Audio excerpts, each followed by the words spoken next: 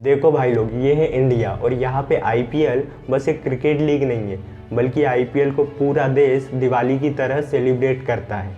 यहाँ पे क्रिकेट के दीवाने अपनी दुकानें 7 बजे ही बंद करके जल्दी घर आ जाते हैं ताकि 7:30 बजे से वो अपने फेवरेट टीम को खेलता हुआ देख सकें। आज हम आईपीएल को इतने ब्रॉड लेवल पे देखते हैं, लेकिन शायद आपको पता नहीं है कि बीसीसीआई ने आईपीएल को किसी और के आइडिया से चोर के बनाया था। क्या बोला तूने? जी हाँ, और इस वीडियो में हम ये भी जानेंगे कि आईपीएल में बीसीसीआई टीम के मालिक और प्लेयर्स कैसे भर भर के पैसा कमाते। तो आइए देखते हैं। The Indian Premier League, or the IPL, has only been around for 12 years, but it's fast become one of the most popular and valuable cricket leagues. 2023 से 27 के आईपीएल राइट्स जो है बिक चुके हैं। India has given a model for other countries to follow. Indian Premier League has developed a unique brand of cricket that combines entertainment with fast-paced action and attracts players from around the world. पहले IPL के बारे में थोड़ा जानते हैं।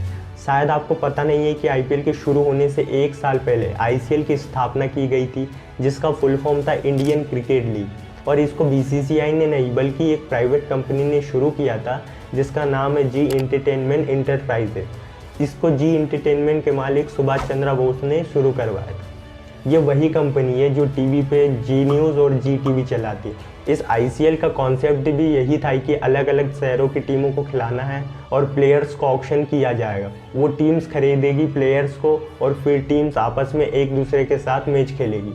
लेकिन इस ICL को ना ही बीसीसीआई का सपोर्ट मिला और ना ही क्रिकेट काउंसिल आईसीसी का।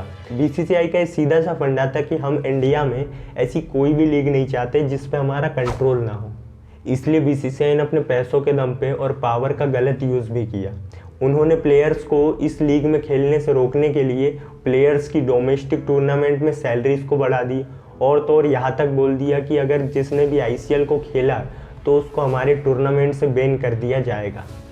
लेकिन हैरानी की बात ये भी थी कि 13 सितंबर 2007 में बीसीसीआई ने अपना खुद का ही लीग टूर्नामेंट अनाउंस किया, आईपीएल मतलब इंडियन प्रीमियर लीग के नाम से।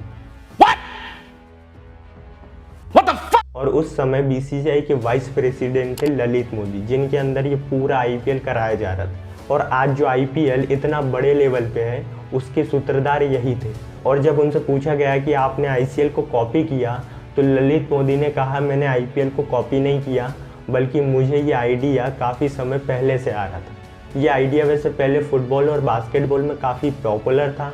इंग्लिश प्रीमियर लीग मतलब ईपीएल जो फुटबॉल का टूर्नामेंट है और बास्केटबॉल का एनबीए अमेरिका में।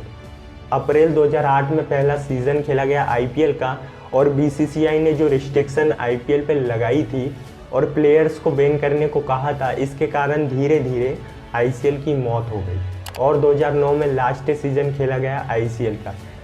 ये सब मैं आपको इसलिए बता रहा हूँ क्योंकि आईपीएल की गवर्निंग बॉडी आज के दिन पे है बीसीसीआई। लेकिन अगर आईसीएल बंद नहीं होता और फेमस हो जाता तो गवर्निंग बॉडी आज जी एंटरटेनमेंट कंपनी होती और सुभाष चंद्र बोस आज पूरे आईसीएल से अकेला इतना मोटा पैसा कमाते कि सब बोलते सुभाष चंद्र बोस के पास पैसा ही पैसा होगा। बीसीसीआई जो दुनिया भर में सबसे बड़ा क्रिकेट बोर्ड है, वो डेफिनेटली आज इतना अमीर बोर्ड नहीं होता। आज बीसीसीआई की नेटवर्थ 16,450 करोड़ रुपए है। और आप में से शायद बहुत लोगों को हैरानी होगी कि ये जो बीसीसीआई है, ये कोई सरकारी एजेंसी नहीं है, बल्कि ये भी एक ऑटोनोमस प्राइवेट ऑर्गेनाइजेशन है।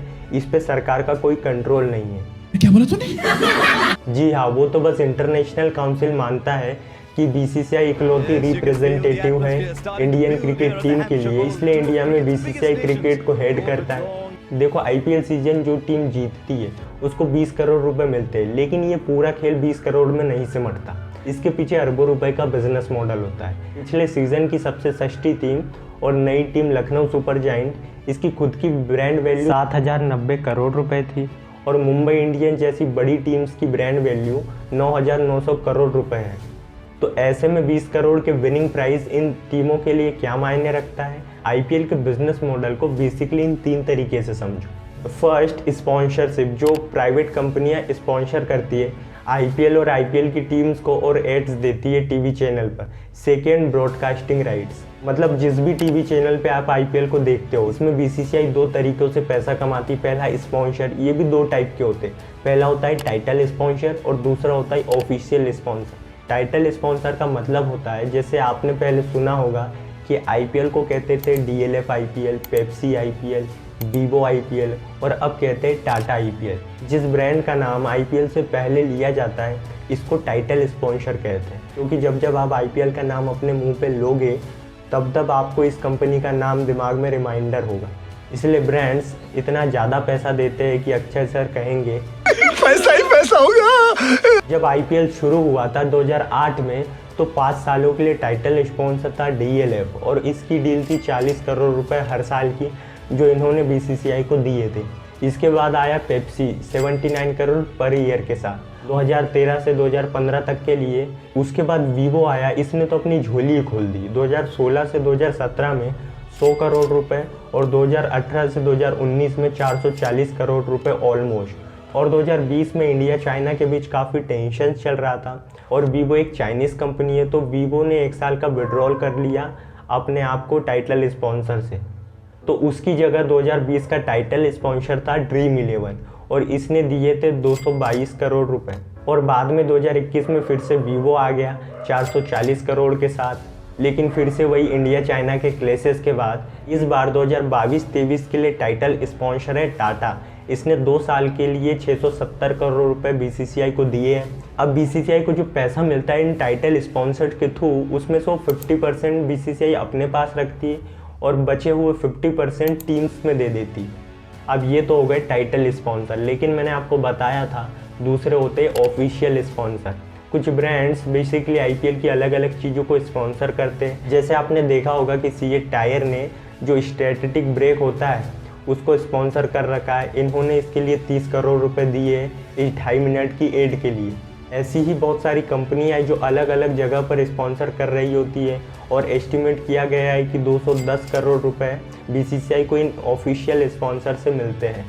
ये तो पहला तरीका हो गया बीसीसीआई को स्पॉन्सर के थ्रू पैसे कमाने का। और दूसरा तरीका है क्या है, हाँ याद आया, ब्रॉडकास्टिंग राइट्स। इसको मीडिया राइट्स भी कहते हैं। अब आईपीएल को किसी न किसी टीवी चैनल पे तो दिखाया जाएगा, तो किस पे दिखाए, इसके लिए टीवी चैनल दिल खोल के पैसा देते हैं। आईपीएल को अपने चैनल पे दिखाने के लिए पहले 10 सालों के लिए 2008 से 2017 तक के लिए सोनी के पास ये ब्रॉडकास्टिंग राइट्स थे। इन्होंने टोटल में 8,200 करोड़ रुपए दिए थे 10 सालों के लिए, मतलब 1 साल का ऑन एन एवरेज होता है 820 करोड़ रुपए।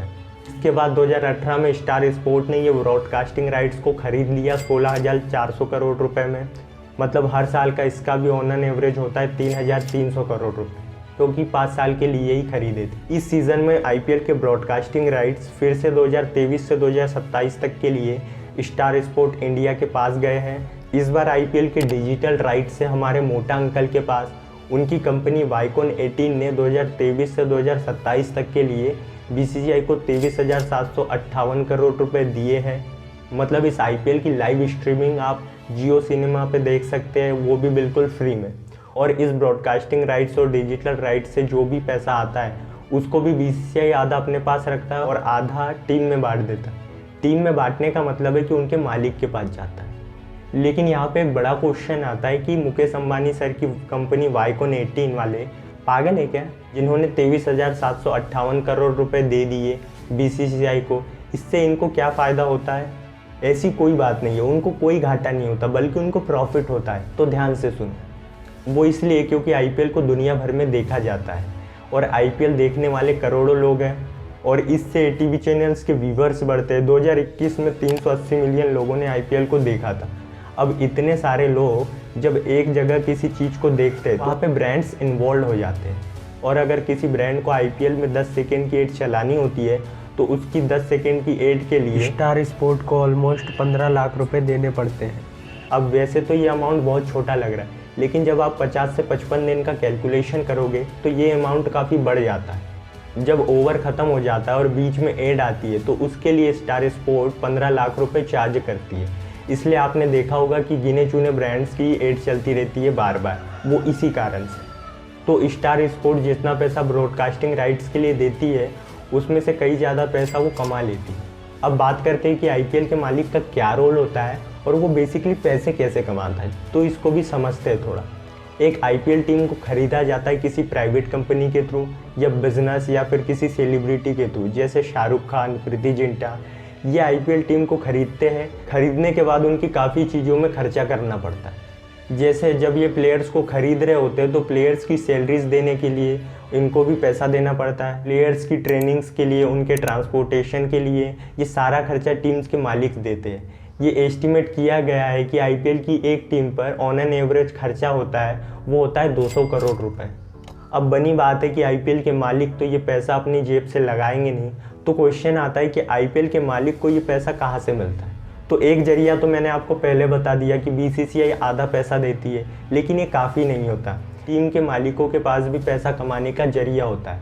आपने देखा होगा कि प्लेयर की टी शर्ट पे, लोवर पे, कैप पर ब्रांड्स के लोगोज लगे होते हैं। एक एवरेज ब्रांड आउटफिट पर टोटल 10 लोगोज लगे होते हैं, 6 जर्सी पे, 2 पैंट पे और 2 कैप पे। प्लेयर्स की जर्सी को एक तरह से एडवर्टाइजमेंट की स्क्रीन वॉल बना रखा है। एक और तरीका इससे पैसे कमाने का, जब आप मैचेस को देखने जाते हो स्टेडियम में, तो जितना टिकट को बेचकर पैसा आता है उसका भी 80% हिस्सा टीम के पास जाता है। तो उसकी होम टीम्स के पास 80% रेवेन्यू जाता है और बाकी का पैसा जाता है क्रिकेट एसोसिएशन को। नहीं आया समझ, कोई बात नहीं, समझो अच्छे से। जैसे वानखेड़े स्टेडियम में यदि कोई मैच हो रहा है तो 80% टिकट का पैसा जाएगा मुंबई इंडियंस के पास और बाकी का 20% पैसा जाएगा मुंबई क्रिकेट एसोसिएशन के पास। और हर टीम कम से कम 7 होम मैचेस खेलती है, तो इस तरीके से भी ये पैसा कमाते। वैसे इतना पैसा नहीं आता टिकट्स को बेच के। ये एस्टिमेट किया गया है कि 4 करोड़ रुपए आता है स्टेडियम में मैचेस के टिकट्स को बेचकर। और स्टेडियम में जो खाना, पॉपकॉर्न और कोल्ड ड्रिंक्स होती है, इनके दाम भी बड़े होते हैं, तो यहाँ से भी कुछ आ जाता है। लेकिन 4-5 करोड़ इतना ज़्यादा अमाउंट नहीं है जितना कि ये टीम्स के मालिक टीम्स के खर्चे पर लगा देती। जैसे मैंने आपको बताया 200 करोड़। इसके अलावा मर्चेंडाइज से भी ये पैसा कमाते हैं। जब आप अपनी फेवरेट टीम की जर्सी को खरीदते हो, और भी कई टाइप्स की मर्चेंडाइज होती है, जैसे मोबाइल कवर, की रिंग्स, वॉलेट कवर, हाथों के बैंड्स और भी बहुत सारी चीज़ें होती है। तो इन मर्चेंडाइज को बेचने से जो पैसा आता है वो आईपीएल टीम्स के पास जाता है। अब इतना बता दिया है तो आईपीएल सीज़न जीतने पर मिलने वाले प्राइज मनी की भी बात कर लेते हैं। देखो, जो भी आईपीएल टीम सीज़न को जीतती है उसको 20 करोड़ रुपए मिलते हैं। जैसे पिछले बार गुजरात टाइटंस जीती थी, इसको ये 20 करोड़ रुपए मिले। इसके अलावा रनर अप टीम को 13 करोड़ रुपए मिलते हैं। जो फाइनल हारती है उसे रनर अप टीम कहते हैं। जो टीम क्वालिफाई 2 मैच हारती है उसको भी 7 करोड़ रुपए मिलते हैं। और जो टीम एलिमिनेटर मैच हारती है उसको भी 6.5 करोड़ रुपए मिलते हैं। ये जो मनी होता है इसका आधा हिस्सा फिर टीम्स के मालिक के पास जाता है और आधा पैसा टीम्स के प्लेयर्स में बराबर बराबर बांट दिया जाता है। अब इस आईपीएल को प्लेयर की नज़र से भी देख लेते हैं। इसमें प्लेयर्स भी बहुत पैसा कमाते हैं। उनकी सैलरी और प्राइज मनी तो एक तरफ होता है। देखो, ऑक्शन में प्लेयर्स की अपनी एक ब्रांड वैल्यू होती है। तो जो फेमस प्लेयर होते हैं या फिर जिसने अपने पास्ट के मैचेस में काफ़ी अच्छा किया हो, उसको बहुत ज़्यादा पैसा मिलता है इस ऑक्शंस के दौरान। जैसे विराट कोहली सर को इस बार 15 करोड़ रुपए मिले और रोहित शर्मा सर को 16 करोड़ रुपए, क्योंकि ये फेमस है और इन्होंने पास्ट के मैचेस में काफ़ी तोड़ा फोड़ा है। हमें लगता है कि कब आएगा आईपीएल, कब आएगा आईपीएल, ताकि हम अपनी फेवरेट टीम को देख सके। लेकिन हमसे भी ज़्यादा जल्दी होती है बीसीसीआई को, टीम के मालिक को और ख़ास करके प्लेयर्स को, कि कैसे आईपीएल आए और हम मोटा पैसा कमाएं। अगर आपको ये वीडियो अच्छा लगा हो तो सबके साथ शेयर कीजिए और चैनल पर नए हैं तो सब्सक्राइब कर दीजिए। चलिए मिलते हैं नेक्स्ट वीडियो में। तब तक के लिए जो भी करना चाहते हो शुरू करो और आगे बढ़ो।